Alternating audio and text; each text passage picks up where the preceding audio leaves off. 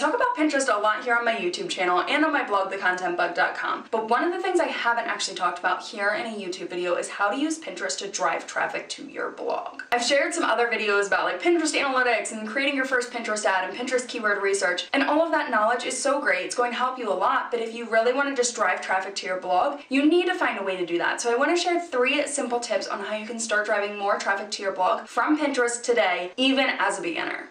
Hey guys, what is up and welcome back to my channel. If you are new here, I am Cathrin, the creator of The Content Bug, and I am here to help you follow your passion by growing your audience online. And today we're going to talk about Pinterest. You guys already know that. So here are 3 quick and easy tips if you want to drive more traffic to your blog from Pinterest, even as a beginner blogger. The first tip I want to give you is the designs of your pins. When you are first starting out in the Pinterest world, you might not know how important the design of your pins actually are, and you might have created a sample template, or maybe you're trying a few different designs and you're just messing between a few. You can't really decide on what you want to settle on. Well, the design of your pin is actually extremely important to your success on Pinterest. Really, one of the only things that I think Pinterest and Instagram have in common is that they are both a visually heavy platform. The better the image looks, the more clicks, the more repins you are actually going to get. And that is why your image matters so much on Pinterest. I actually have a video that I created here on YouTube talking about how you can design pins that will get more clicks using Canva, which is a free platform, so if you want to go check that out, it is right here. But the main things you need to actually pay attention to is the image that is included on your pin. You want to make sure that it's actually relevant to what you were talking about. You don't want like a hands picture when you're talking about blogging or when you're talking about food. That just doesn't make any sense. If you're talking about fashion, you want to have a fashion picture in the background. You also want to make sure that your text is easily read. If at any point you think that your text is a little bit hard to read, you want to make sure that you change that and that your text is easily read and it is actually captivating so that people want to click on your pin and go to your blog. The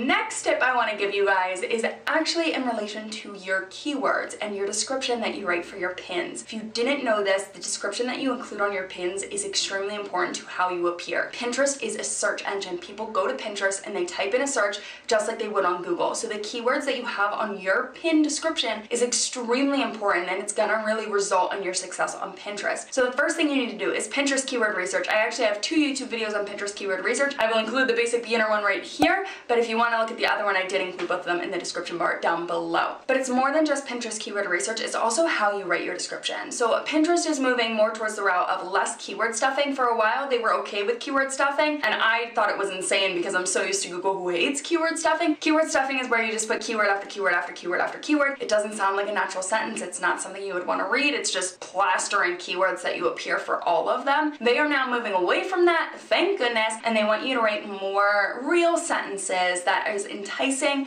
and gets your audience to actually click on the pin. So the first thing you want to do is write a few sentences about the blog post that's enticing, that gets people wanting to click to go to your blog. And you can start out by including a question. You want to make sure that you have keywords right from the very beginning. Once you've included all your natural text that you want to include, then you can include a few keywords broken up by vertical lines. Once you have those entered, then you can add hashtags, which is just an extra place for you to add keywords to your pin. And the more keywords you have on your pin, really the better, because you're going to see more results. But you also want to make sure that you're making Pinterest happy by using natural language and hashtags, because they really do like hashtags these days. And the final tip I want to give you guys, tip number 3, is to pay attention to the content that you are linking to. So you may have already heard this before, but you need a Pinterest business account. And once you have a Pinterest business account, then you can verify your website. And once you have your website verified, then you can apply for rich pins. The more verifications and the farther along the process you actually go within Pinterest to get your website looking really pretty on the platform, they're going to reward you. And if your website is verified, they are going to trust you and the content that you are linking to. So I feel like I shouldn't have to say this, but every single time you add a pin to Pinterest,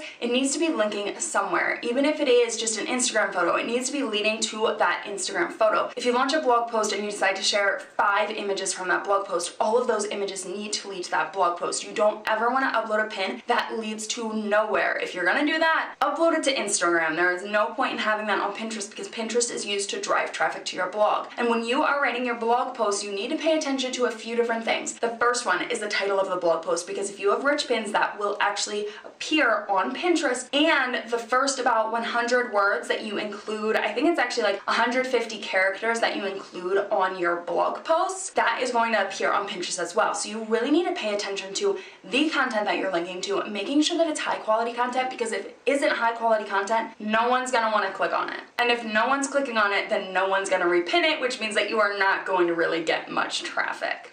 And that is it for my 3 quick and easy tips on how you can start driving more traffic to your blog with Pinterest. If you guys found this video helpful, please give it a thumbs up and subscribe to my channel because it does help to support me and it helps to let me know that you guys like Pinterest related content. So I will see you guys back here in another video very soon. Everything we talked about is in the description bar down below, and if you want to refer back to those videos, you can check it out in the description bar down below. But that is it for me, and I will see you guys later. Bye guys.